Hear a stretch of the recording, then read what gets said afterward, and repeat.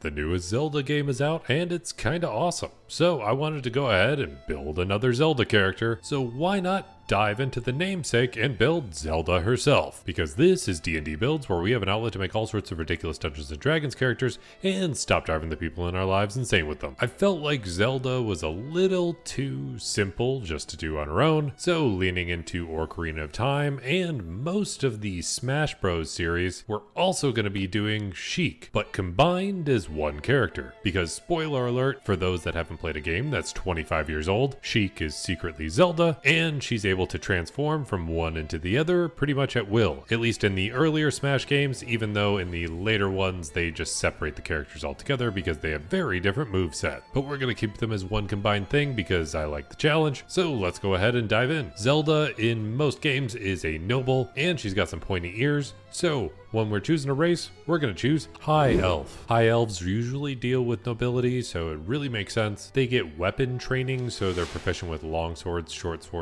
bows, and long bows, and they get a cantrip from the wizard spell list. Only caveat is that they have to use intelligence for that cantrip, but we're going to go ahead and save all those spells for the end. Then when it comes to a background, since we're not going with Wind Waker version of Zelda where she would be more of a pirate, most of the time she's pretty straightforward, just a noble. So that's what we're going to choose. When you choose noble as your background, you get skill proficiencies in history and persuasion, as well as the gaming set in case you wanted to bust out your N64, NES, Super NES, GameCube, or any of the random Nintendo incarnations. Then when it comes to some starting stats, we're going to dump strength because that's not really Zelda's forte. Then we're definitely going to lean into dexterity because as SHEIK, she is very quick and nimble and all sorts of dexterous. So we'll put 14 points into dexterity, and then that gets another +2 from being an elf. Then when it comes to constitution, we want to be able to take a few hits, so we're going to put 14 points into there. Our intelligence, we're going to dump down to 8 because that's not going to be our primary focus with this build, and usually we would get a +1 from being a high elf, which would contribute to our intelligence as well. But thanks to Tasha's Cauldron of Everything, we're going to be able to alter that, and considering she has the Triforce of Wisdom,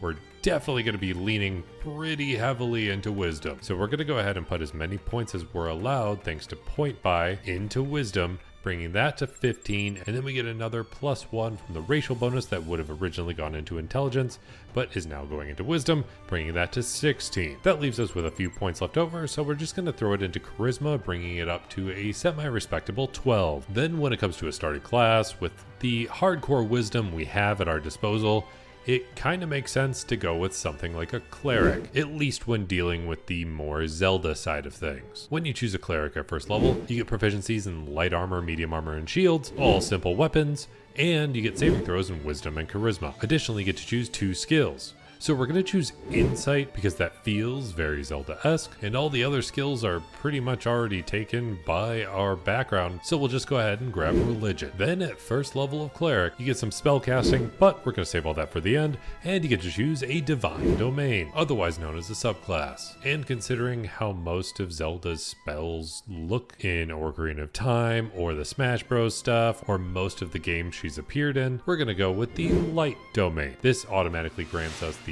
Light cantrip, as well as the feature Warding Flare. So you can interpose divine light between yourself and an attacking enemy. So when you're attacked by a creature within 30 feet of you, you can use your reaction to impose disadvantage on the attack roll. Then when you get to 2nd level of Cleric, you get Channel Divinity. You can use this as the default to turn away some undead, or you can use your Light Domain specific Channel Divinity, Radiance of the Dawn, allowing you to harness sunlight, banishing darkness, and dealing 2d10 plus your Cleric level as radiant damage to your foes. Then at 3rd level of Cleric, you get some improved spellcasting, and then at 4th level of Cleric, you get an ability score improvement. So we're going to go ahead and boost up our Wisdom by 2 points because it helps all of our Cleric stuff. Then at 5th level of Cleric, you get some stronger spellcasting, and now your Channel Divinity doesn't just turn away undead, it can also destroy them if they're of a low enough level. Then at 6th level of Cleric, you get another use of your Channel Divinity, so you can use it twice per short or long rest, and you get another feature from being a Light Cleric, Improved Flare.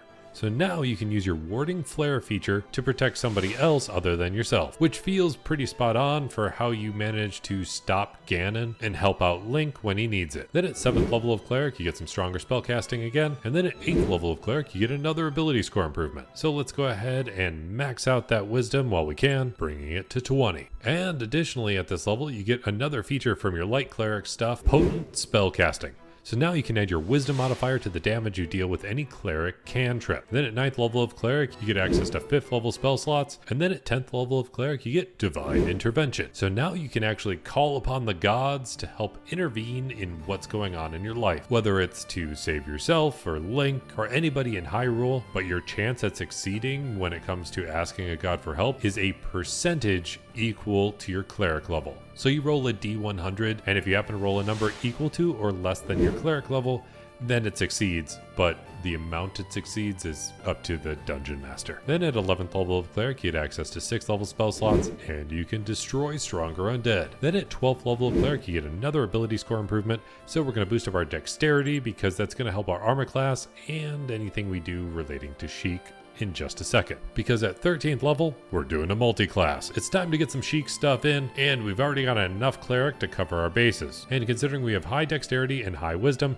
we're going to be jumping into Monk. When you get first level of Monk, you get Unarmored Defense. So now your armor class is equal to 10 plus your Dexterity modifier plus your Wisdom modifier, which is going to be pretty solid considering that's where we spent pretty much all of our points. Additionally, at first level, you get Martial Arts. So now you can use Dexterity instead of Strength for any attack and damage rolls for your unarmed strikes and your monk weapons. But you were already going to use Dexterity for throwing those little dart things, so that's not too much of an advantage, although you're going to be doing plenty of punching because I know that there's a very annoying combo where you're just an endless barrage of hand strikes, and I used that way too much whenever I played Smash. And those hand strikes are going to do a little bit more damage because now instead of just dealing 1 damage, they deal a D4 in place of that normal damage. And that dice actually upgrades as you level up in Monk. Finally, the last part of martial arts is that when you take the attack action with an unarmed strike or monk weapon on your turn, you can automatically make 1 unarmed strike as a bonus action for free. Then at 2nd level of Monk, you get access to Ki. The maximum amount of Ki points you can have is equal to the amount of levels you have in Monk, but you can spend them on things like Flurry of Blows, making it so you can take 2 attacks as your bonus action instead of just 1, Patient Defense, so you can take the dodge action as a bonus action on your turn, or Step of the Wind, so you can take the disengage or dash action as a bonus action on your turn, and your jump distance is doubled for the turn. Additionally, at 2nd level, you get Unarmored Movement, and that's going to be pretty helpful because at least in Smash, Sheik is one of the fastest characters in the game, or at least she was until Sonic came around, but this is going to increase your movement speed by 10 feet while you're not wearing armor or wielding a shield, and the amount of speed you get also increases as you level up in Monk. There's also an optional feature for dedicated weapon, which I was really tempted to try and figure out a way to use. Because then you could have a weapon that must be simple or martial that you would have to be proficient with, and I wanted to make use of that chain that she has access to in Smash. And I was going to make that a whip, but it's actually really hard to wield, and unless you use it just right, it's just kind of flopping around. So I think it kind of makes sense to actually not be proficient with it, because otherwise we'd have to get the feat Weapon Master, and I don't want to waste a feat on just grabbing a whip. So because it just kind of flops around there, I think it almost makes sense that she's just not proficient with using a whip and uses it anyways. Then at 3rd level of Monk, you get a Monastic Tradition, otherwise known as a subclass. And there's one ability that Sheik does both in Orcarina of Time as well as Smash. And it's pretty much just throwing down a smoke bomb and teleporting to another spot. And the best way to pull that off is by taking the Monastic Tradition Shadow. When you choose the Way of the Shadow, you get Shadow Arts. So now as an action, you can spend 2 key points to cast Darkness, Dark Vision, Pass Without a Trace,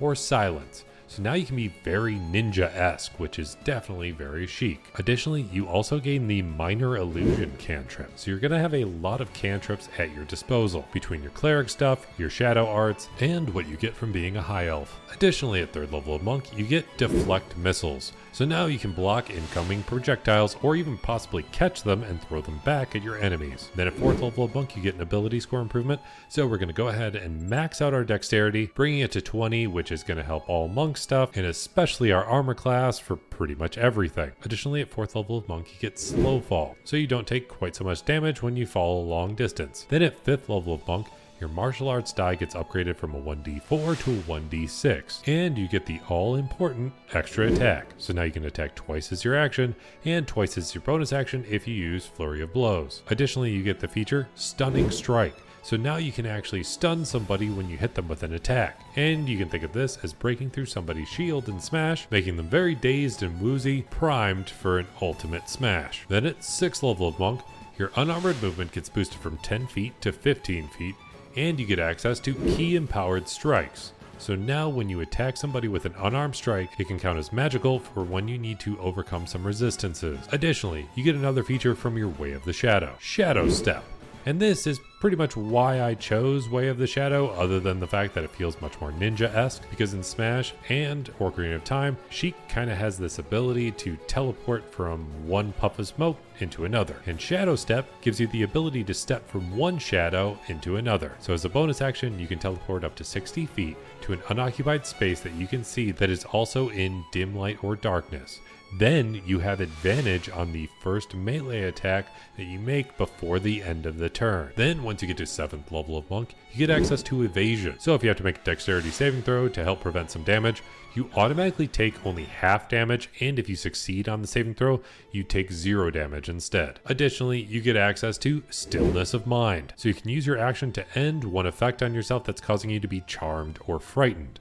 But I should note that as an elf, you have the feature Fey Ancestry, so you automatically have advantage on saving throws against being charmed. Then at 8th level of Monk, you get an ability score improvement. And like I said, I really don't want to waste an ability score improvement just to get a whip, even if that does feel like the only thing that's really left. But I do feel like Sheik is very fast, and we only got a bonus 15 to our movement speed. So I want to help that out a bit. And we're going to take the feat Mobile. This increases our movement speed by 10 feet. And when you use the dash action, difficult terrain doesn't cost you any extra movement anymore. Then the last feature that is actually super helpful is when you make a melee attack on a creature, you don't provoke any opportunity attacks from that creature for the rest of the turn. And it doesn't even matter whether you hit the creature or not, it still takes effect. So you can really just dash around the battlefield, smacking the crap out of everybody, moving super fast, and never getting attacked back on yourself. That brings us to 20th level overall, so I guess it's time for some spells. We're not going to dive into every single spell, but we'll hit the important ones, and if you want the full spell list, it's going to be up on Patreon with the rest of the character sheet. We have access to up to 6th level spells, and we have plenty of cantrips, so let's start from the bottom and grab some of those cantrips.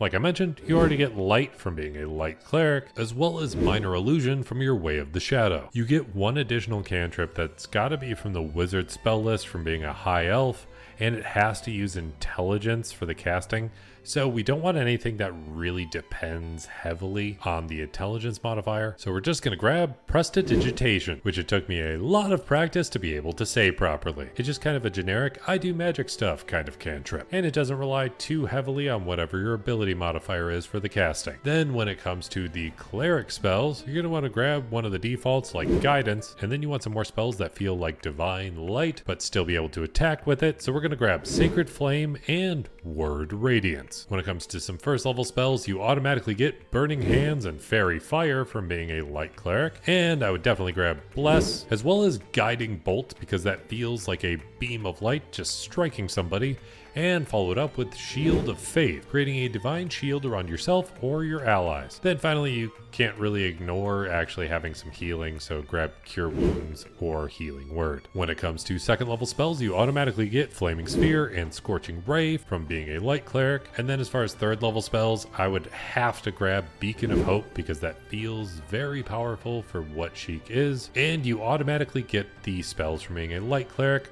Daylight, which feels very spot on, and Fireball. Frankly, there's an ability that Zelda has in the Smash series that is exactly like Delayed Blast Fireball, but we're not going to get that spell because we don't have high enough casting, so we're just going to have to make do with basic Fireball. When it comes to fourth level spells, you automatically get Guardian of Faith and Wall of Fire from being a Light Cleric, and when it comes to fifth level spells, you automatically get Flame Strike and Scrying. But when it comes to spells I would choose, yeah, I would have to grab Dawn. It feels like something a Light Cleric, and specifically Zelda, should have, and throw Holy Weapon on top of that, because that feels like something that you would enchant the Master Sword with. Then when it comes to 6th level spells, which is going to be the highest you can have, I would definitely grab Sunbeam, because that's something that she would be able to pull off, blasting Ganon from farther away. There's obviously a handful of other spells I would probably throw into her spell list, but like I said, we're going to throw that in the character sheet. If you want access to that character sheet, just like all of these incredible people,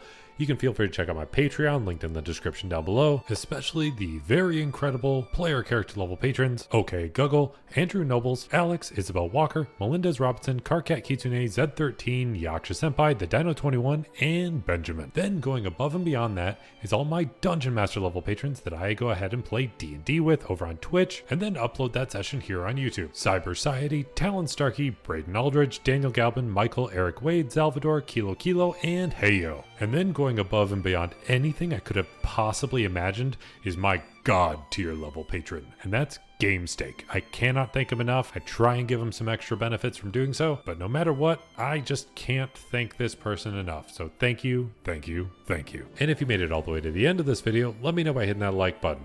And I'll be here hoping you roll at least 3 nat 20s in your next D&D session, especially if you want to play as a noble that's also hiding out as a weird shadow ninja thing, but still accessing plenty of divine sage type powers, utilizing the Triforce of Wisdom as Zelda or Sheik in D&D.